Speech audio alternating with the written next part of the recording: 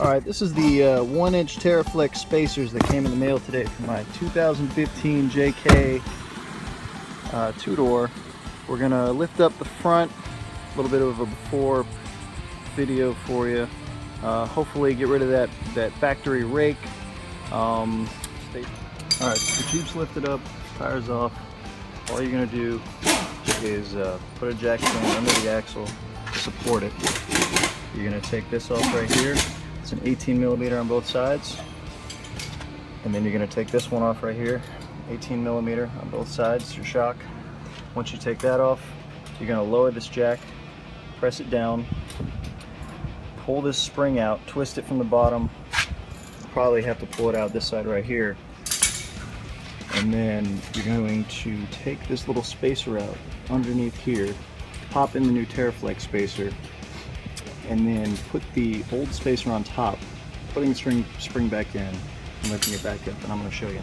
Okay, so the shock has been disconnected right here, and your sway bar has been disconnected here. I had to loosen, I probably didn't have to take this off, I probably could have taken this off, but I loosened this up and took the top off on the right hand side. It was a little bit more problematic to get into this little small area, but it still comes off.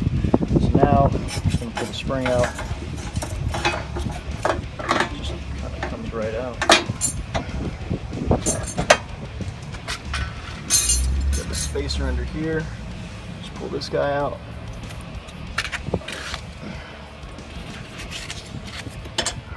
Now we got our Teraflex 1-inch spacer. Just going to pop it right up in here. Teraflex spacer, put the other one on the bottom. Just going to slide it back onto this. Should stay. Your spring.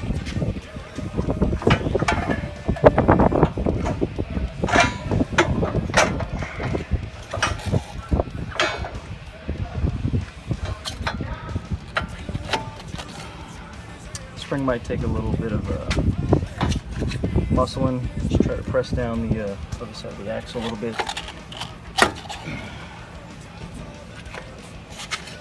So now our spring is in here. Just make sure it lines up on the other side. Got a little divot for the spring to go into right there. And it's installed.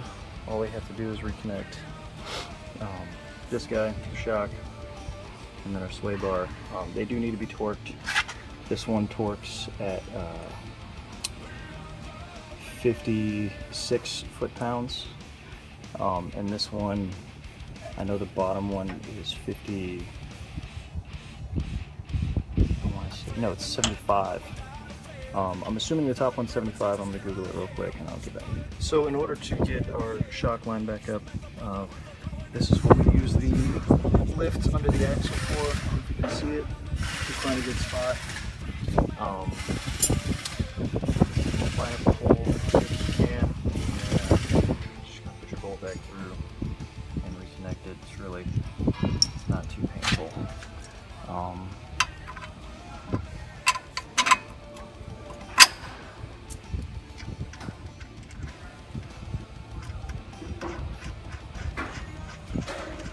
I'm using a lift and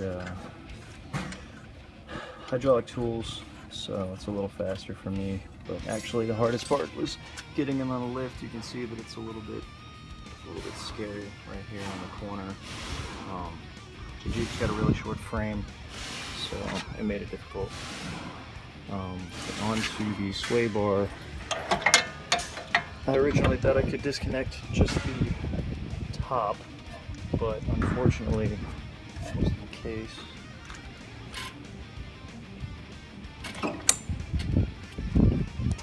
I had to disconnect or loosen the bottom in order to get the top off because it just wouldn't come off.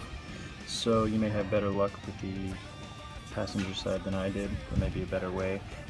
The driver's side is way easier than this side. You have a lot more clearance right here to get like power tools and stuff into. I'm using hydraulic tool extension. And this little doodad I forget the name. But yeah, we're gonna tighten everything back down. I gotta check to see what the torque rating is for the top of the sway bar. I'm assuming it's the same as the bottom, but I'll let you know in a second. Okay, sorry to get the wheel back on, but this top sway bar disconnect was also 75 pounds. I'm gonna list everything in the description below, just so there's no confusion. All right, so here's the final product. Everything's put back together. Hopefully the video wasn't too awful. I was trying to work and record at the same time.